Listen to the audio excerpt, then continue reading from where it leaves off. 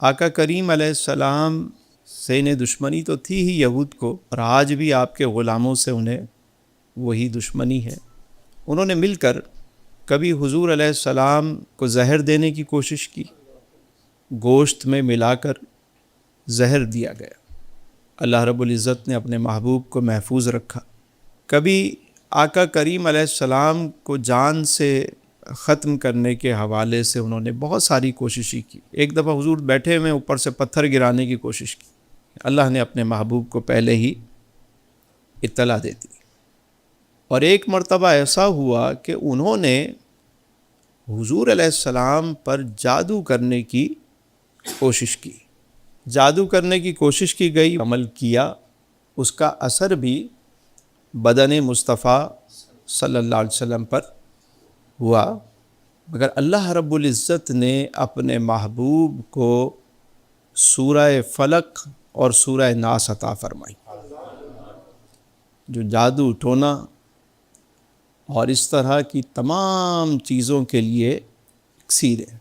یہ ایک مبارک صورتیں ہیں، سورہ فلق اور سورہ ناس۔ جو بھی شخص ان کے پڑھنے کو اپنا معمول بنائے گا اور روزانہ پڑھ کر اپنے اوپر دم کرتا رہے گا، اس پر کبھی بھی جادو اور اس طرح کی کوئی بھی چیزیں، شیطانی عملیات کا اس پر کوئی بھی اثر نہیں ہوگا۔ یہ سورہ ہے کیا، اس کے بارے میں تھوڑا سا سمجھنے کی کوشش کرتے ہیں۔ اللہ رب العزت نے ارشاد فرمایا، قل اعوذ برب الفلق، اے رسول مکرم آپ کہہ دیجئے، اے محبوب آپ کہہ دیجئے، اعوذ میں پناہ میں آتا ہوں، برب الفلق صبح کے رب کی، رب الفلق صبح کے رب کی۔ اب دیکھیے صبح کے رب کی قسم، تو بھائی دوپہر کا رب بھی تو وہی ہے، شام کا رب بھی وہی ہے، رات کا رب بھی وہی ہے، تو صبح کے رب کی قسم کیوں؟ اس لیے کہ وہ خالق اور مالک وہ ہے کہ جو رات کے اندھیرے میں سے صبح کے نور کو نکالتا ہے، وہ خالق ہے کہ زندگی کے اندھیروں میں سے وہ نکالنے پر قادر ہے، وہی نکالنے والا ہے۔ من شر ما خلق، اگلی بات کیا ارشاد فرمائے گی، ہر اس چیز کے شر سے جو اس نے پیدا کی۔ اب دیکھیے کہ یہ بڑی اہم بات ہے، اس کو سمجھنے کی ضرورت ہے۔ اللہ نے جتنی چیزیں پیدا کی ان میں خیر بھی ہے اور ان میں شر بھی ہے، تو ہم ہر چیز جو ٹینجیبل ہیں، جو شر ہمیں نظر آ رہے ہیں، اور جو انٹینجیبل ہیں جو ہمیں نظر نہیں آتے، دونوں طرح کے شر سے ہم اللہ کی پناہ مانگتے ہیں۔ اب آپ کہیں گے کہ اللہ نے تخلیق کی تو اس میں شر کیسے ہو سکتا ہے؟ ذہن میں خیال پیدا ہوتا ہے۔ بھئی ہوا کس نے پیدا کی؟ اللہ نے تخلیق کی۔ یہ ہوا نہ ہو تو انسان زندہ رہ سکتا ہے؟ آکسیجن ہے نہیں، لیکن یہی ہوا جو ہے وہ آندھی کی صورت اختیار کر لے تو کیا ہوگا؟ تباہی مچا دے گی۔ یہ پانی زندگی ہے، نہ ہو تو انسان پیاس سے ہی مر جائے، لیکن یہی پانی اگر سیلاب کی صورت، طوفان کی صورت اختیار کر لے تو کیا ہوگا؟ یہی تباہی مچا دے گا۔ بھئی آگ کو اللہ نے تخلیق کیا، یہ آگ نہ ہو تو ہمارے گھر کے چولہے کیسے جلیں؟ لیکن یہی آگ اگر بے قابو ہو جائے تو کیا ہوگا؟ تباہی مچا دے گی۔ تو ہر چیز کے اندر شر بھی موجود ہوتا ہے، تو ہم نے اللہ سے پناہ مانگی، من شر ما خلق، ہر اس چیز کے شر سے جو اس نے پیدا کی۔ جس نے پیدا کی اسی کی پناہ میں آ جا، تو ہی مالک بہتر جانتا ہے۔ ہمیں تو بظاہر ایک چیز میں خیر نظر آ رہی ہوتی ہے، ہو سکتا ہے اس کے اندر شر ہو۔ میرے مالک تو پیدا کرنے والا ہے، تو جاننے والا ہے، میں تیری پناہ میں آتا ہوں۔ اچھا، پناہ میں آنا، اللہ کی پناہ میں آنا بہت اہم بات ہے۔ اس کو ہم اللہ کی پناہ میں آ گئے، دعا مانگ رہے ہیں، لیکن مجھے صاحبو یہ بتائیں کہ کوئی شخص کسی کی پناہ میں آ جائے وہ اس کے قلعے میں داخل ہو جائے، اس کی امان میں آ جائے، اس کے حصار میں آ جائے، اور پھر اگر وہ شخص جو پناہ دے اگر اس کی بات نہ مانے، جس کی ہم پناہ میں آ رہے ہیں، ہم کہہ رہے ہیں ہمیں اپنی پناہ میں لے لے، اپنی پناہ عطا کر، پناہ میں چلے گئے، اب پناہ مل گئی اور پناہ دینے والے کی اگر بات نہ مانی جائے، ہے نا بات، تو ہم یہ آیت مبارکہ بھی پڑھتے ہیں، پناہ بھی مانگتے ہیں، اور وہ ذات پناہ دینے والی ہے، لیکن ہم کیا اس کی بات مانتے ہیں؟ پھر اس کے احکامات پر چلتے ہیں؟ کبھی اس بارے میں بھی ہمیں سوچنا چاہیے کہ جس کی پناہ میں ہم آ رہے ہیں اس کی بات بھی ہمیں ماننی چاہیے۔ پھر اگلی بات ارشاد فرمائی، وَمِن شَرِّ غَاسِقٍ اِذَا وَقَبَ، اور اندھیری رات کے شر سے جب وہ چھا جائے۔ اور یہ صرف رات ہی نہیں ہے، یہاں رات بھی مراد ہے، اور ہر وہ اندھیرا، وہ نیگیٹیوٹی کا اندھیرا ہو، وہ نا امیدی کا اندھیرا ہو، وہ ظلم کا اندھیرا ہو، وہ جبر کا اندھیرا ہو، کوئی بھی اندھیرا ہے، جب کچھ نظر نہ آ رہا ہو، جب انسان کہتا ہے نا یار اب تو مجھے کچھ بھی نظر نہیں آ رہا، تو بابا جی کہتے تھے جب کچھ نظر نہیں آتا وہ نظر آتا ہے۔ کشتی میں بیٹھے جناب یونس بن متا علیہ السلام بیٹھے میں، جب کرہ ڈالا گیا تو آپ کے نام کا کرہ نکلا، پھر کرہ ڈالا گیا آپ کے نام کا کرہ نکلا، پھر کرہ ڈالا گیا آپ کے نام کا کرہ نکلا۔ اب دیکھیے اللہ کے پیغمبر ہیں، تو جب کرہ نکلا تو انہوں نے کہا بھائی ہمیں تو آپ کو اتارنا پڑے۔ اب دیکھیے کہ یہ بڑا راز ہے، وہ خود دریا میں ڈالتا بھی ہے، خود بچاتا بھی ہے، صرف وہ یہ چاہتا ہے کہ میری طرف توجہ رکھو، بس میں ہی ہوں، میرے ہی اختیار میں سب کچھ ہے، بادشاہ حقیقی بھی میں، تمہارا رب بھی میں، تمہارا مقصود اور مطلوب بھی میں ہوں، بس تم میری طرف آ جاؤ۔ جب آپ پانی میں آپ کو ڈالا گیا تو مچھلی آئی اور اس نے آپ کو نگل لیا، آپ مچھلی کے پیٹ میں تشریف لے گئے، اور دیکھیے قدرت خدا کی کہ مچھلی کے پیٹ میں ایک تو مطلب سمندر کے نیچے اندھیرا، اور پھر مچھلی کے پیٹ کے اندر کا اندھیرا، اندھیرا در اندھیرا، اور وہاں آپ نے کیا دعا مانگی؟ لا الہ الا انت سبحانک انی کنت من الظالمین۔ تو پتہ چلا کہ زندگی میں جب اندھیرا آ جائے، کچھ بھی سجھائی نہ دے، تو اس وقت اپنے رب سے اپنا تعلق جوڑ لو، وہی تمہیں اندھیروں سے نکالے گا، اسی کی پناہ میں آ جاؤ۔ دیکھیے مجھے ایک بات بتائیں، کیا تکلیف میں کوئی رب کو یاد کرے گا تو تکلیف ختم ہو جائے گی؟ میرا سوال ہے آپ سے ڈاکٹر صاحب، کسی مشکل میں انسان رب کو یاد کرے تو کیا یہ ضروری ہے کہ وہ مشکل ختم ہو جائے گی؟ آپ جب اپنے رب کو یاد کریں گے مشکل میں تو دو باتیں ہوں گی، یا تو وہ مشکل سے آپ کو نکال دے گا، اگر مشیت الہی یہی ہوئی تو آپ کو مشکل سے نکال دے گا، اور وگرنہ کم از کم آپ کو وہ بات اور وہ راز سمجھ میں آ جائے گا، آپ کو اطمینان نصیب ہو جائے گا۔ کبھی کبھی وہ ستم بھی کرم ہوتا کہ میرا رب مجھے دیکھ رہا ہے، آزمائش ہے۔ ہمارے استاد واصف صاحب بہت خوبصورت بات ارشاد فرماتے تھے، آپ کا شعر ہے کہ سراغ زندگی بخشا ہے جس نے، سراغ زندگی بخشا ہے جس نے، اسی غم سے محبت ہو گئی ہے۔ کبھی کبھی انسان کو نا وہ راز سمجھ میں آ جاتا ہے بس، کہ مالک مجھے یہاں لایا کیوں ہے، یہ غم آیا کیوں، وہ تو مجھے قریب کرنا چاہتا ہے۔ آپ غور کر کے دیکھیں، جب تکلیف ہوتی ہے تو انسان کی آنکھوں میں نمی ہوتی ہے، دل میں گداز ہوتا ہے، بار بار آنسو آ رہے ہیں، رب سے قریب ہو جاتا ہے۔ کم ہے کیا؟ مالک چاہتا یہی ہے کہ تم میرے قریب آ جاؤ، اور جہاں ذرا سا ہمیں افاقہ ہوتا ہے ہم پھر بھاگ جاتے ہیں، وہ پھر بلا لیتا ہے۔ من شر غاسق اذا وقب، اور اندھیری رات کے شر سے جب وہ چھا جائے۔ اور اس سے اگلی بات جو ہے وہ بڑی اہم ہے، وَمِن شَرِّ النَّفَّاثَاتِ فِی الْعُقَدِ، یہ بہت اہم بات ہے، اور پھونکے مارنے والیوں کے شر سے۔ فی العقد، گرہوں میں پھونکے مارنا۔ گرہ سمجھتے ہیں؟ وہ جو گانٹھ لگانا، اور اسی سے ہمارے یہاں وہ جو تعویذ گنڈا ہے، گنڈا بھی اس کو کہتے ہیں، وہ گنڈا پور سے نہیں ہے، یہیں سے ہے۔ کیا کہتے ہیں؟ گنڈا، تعویذ گنڈا، یہ گانٹھ لگانا، یہ گرہ لگانا۔ عرب کا ایک دستور تھا زمانہ جاہلیت میں، مطلب یہ عرب کا ایک کلچر تھا۔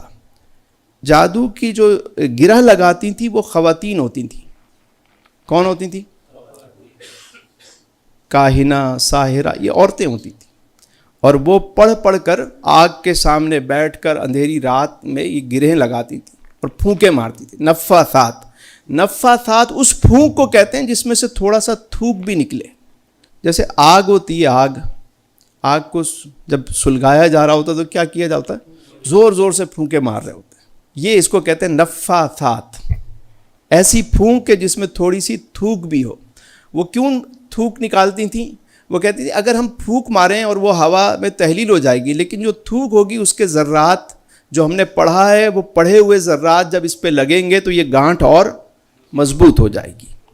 یہ جادو خاص طور پہ کالا علم کرنے والے جو ہیں نا، جب چاند آخری تاریکیں ہوتی ہیں، ان تاریکوں میں جب بڑا شدید اندھیرا ہو، اس وقت بیٹھ کے وہ ایسی جگہ پر بیٹھ کر وہ اس طرح کی چیزیں کرتے ہیں، تو گرہیں لگاتے ہیں۔ اکثر آپ نے دیکھا ہوگا آج کل ہمارے یہاں بھی زبان بندی ہوتی ہے۔ کیا ہوتی ہے؟ وہ تالا جو ہوتا ہے نا، اکثر آپ نے دیکھا ہوگا مزارات کے پاس تالے لگے ہوئے ہوتے ہیں۔ کیوں لگے ہوتے ہیں؟ بند کر دیا، مطلب ان کے نزدیک یہ کہ ہم نے کسی کی بندش کر دی، دکان بندی، زبان بندی، اور بھی بہت کچھ بند کرتے ہیں، کوشش کرتے ہیں، ٹھیک ہے؟ تو یہ تالے لگاتے ہیں۔ یہ ہمارے یہاں بھی کلچر بن گیا، آپ نے دیکھا ہوگا تالے بہت سارے لگے ہوئے ہوتے ہیں۔ اچھا، بعض لوگ وہاں نہیں لٹکاتے، تالے پڑھ کر سمندر میں پھینک دیتے ہیں، چابی اس کی کہیں پھینک دی، تالا کہیں پھینک دیا کہ ہم نے اس کو بند کر دیا۔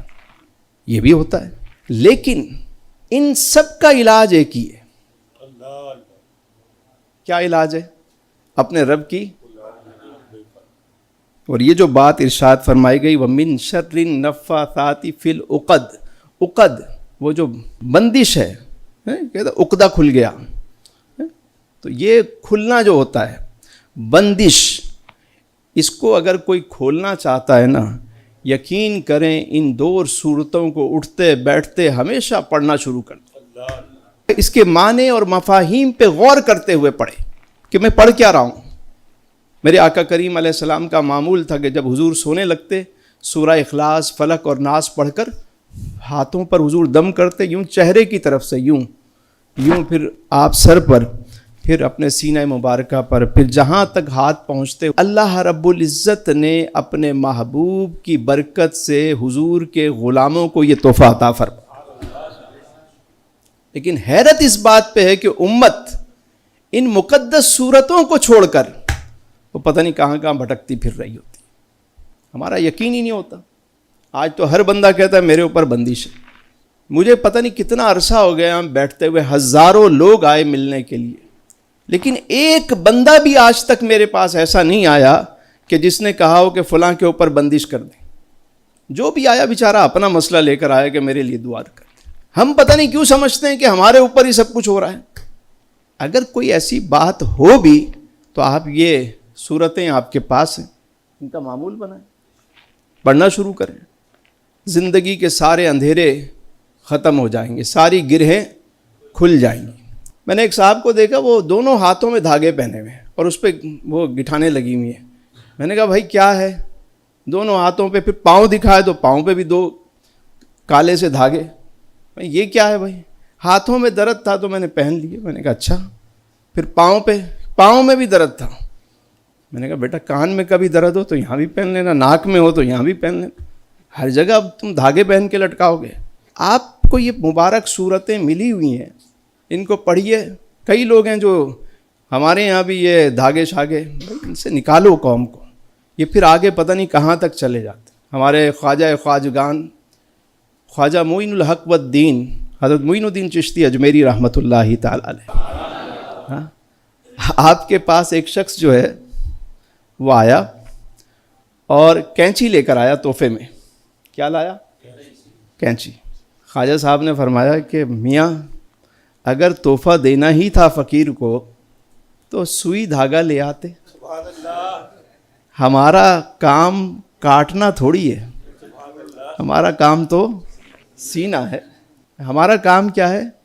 سینا ہے، سوئی دھاگا لے آؤ۔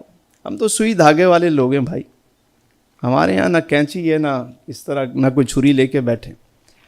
تو یہ فقیروں کی محفل جو ہے جوڑنے والی ہوتی ہے، وہ باتیں بتائی جاتی ہیں جس سے آپ کو سکون بھی ملے اور آپ کو باقی لوگوں سے آپ کا تعلق ختم ہو اور اپنے خالق سے آپ کا تعلق جڑ جائے۔ فقیر کا کام ہی یہی ہے، رات میں رب کی عبادت، دن میں مخلوق کی خدمت، یہ فقیری ہے۔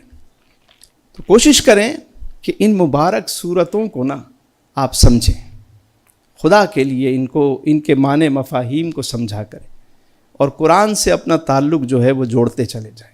آخری بات کیا ارشاد فرمائی؟ وَمِن شَرِّ حَاسِدٍ اِذَا حَسَد، اور حسد کرنے والے کے شر سے جب وہ حسد کرے۔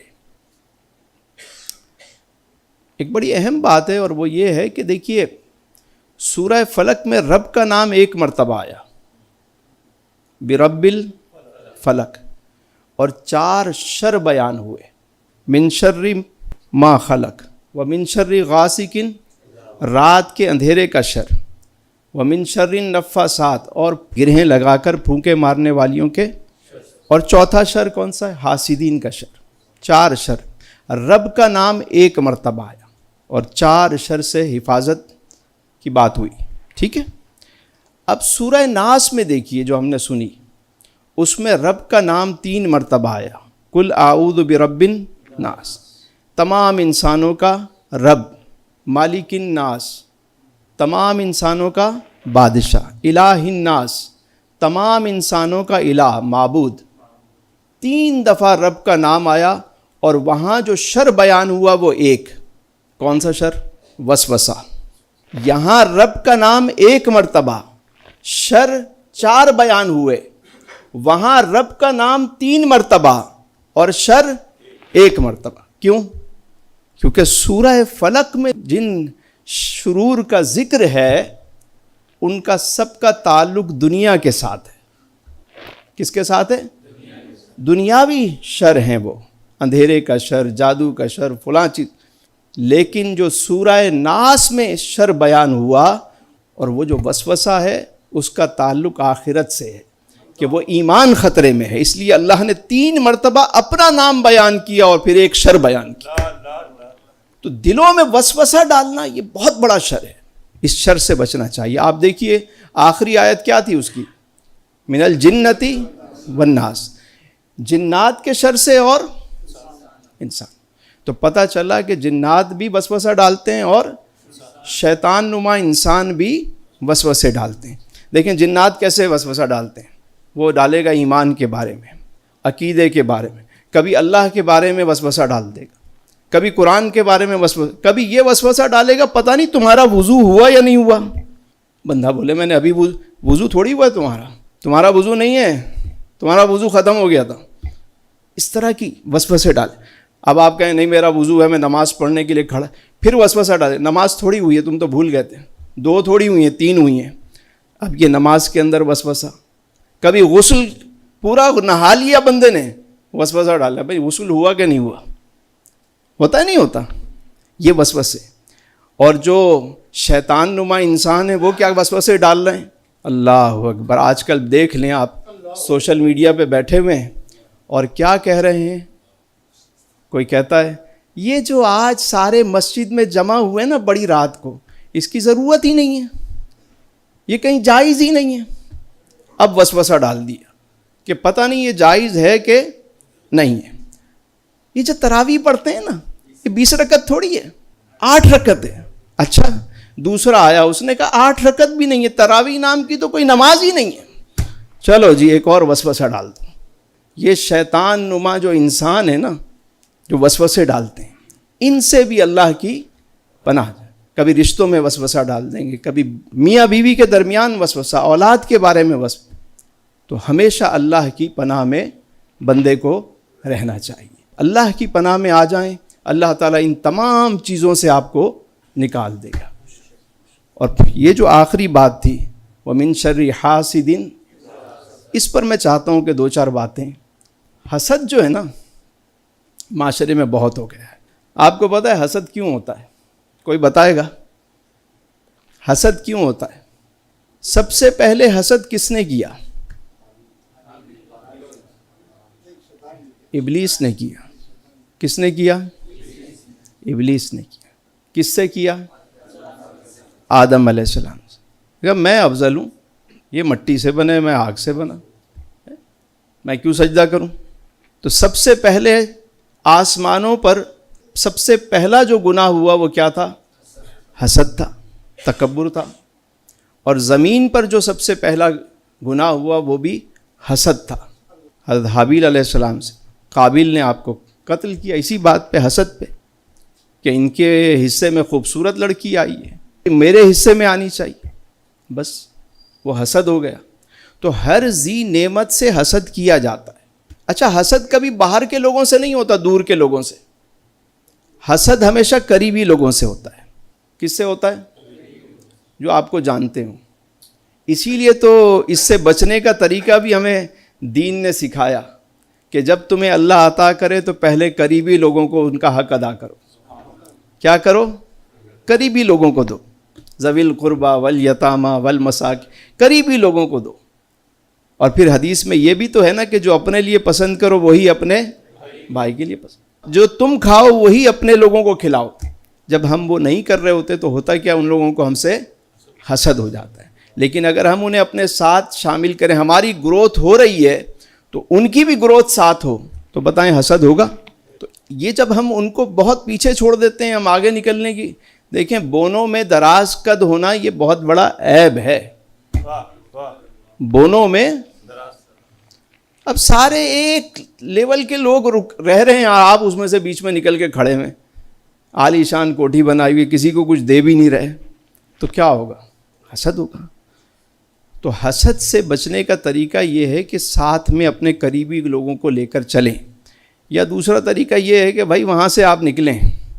کہ حسد سے بچنے کا جو طریقہ ہے وہ یہ بھی ہے کہ ہم اللہ کی پناہ میں آ جائیں اور یہ دعا کریں وَمِن شَرِّ حَاسِدٍ اِذَا حَسَد. یہ بہت بڑی دعا ہے, اور ان دونوں صورتوں میں دعائیں ہی دعائیں. ان کو اپنی زندگی کا معمول بنانا, صبح شام ان کی تلاوت کرنا. ایک مرتبہ ہم دوبارہ سے اس پوری سورہ مبارکہ کو ترتیب سے سن لیتے ہیں. قُلْ أَعُوذُ بِرَبِّ الْفَلَقِ, اے حبیب آپ فرما دیجئے میں پناہ میں آتا ہوں صبح کے رب کی. من شر ما خلق, ہر اس چیز کے شر سے, ما خلق جو اس نے پیدا کی. ومن شر غاسق اذا وقب, اور اندھیری رات کے شر سے جب وہ چھا جائے. ومن شر النفاثات فی العقد, اور پھونکے مارنے والیوں کے شر سے جب وہ گروہوں میں پھونکے ماریں. ومن شر حاسد اذا حسد, اور حسد کرنے والے کے شر سے جب وہ حسد کرے. اللہ تعالیٰ سے دعا ہے کہ اللہ تعالیٰ ہم سب کو قرآن کریم فرقان حمید کو سمجھنے اور اس پر عمل کرنے کی سعادت عطا فرمائے.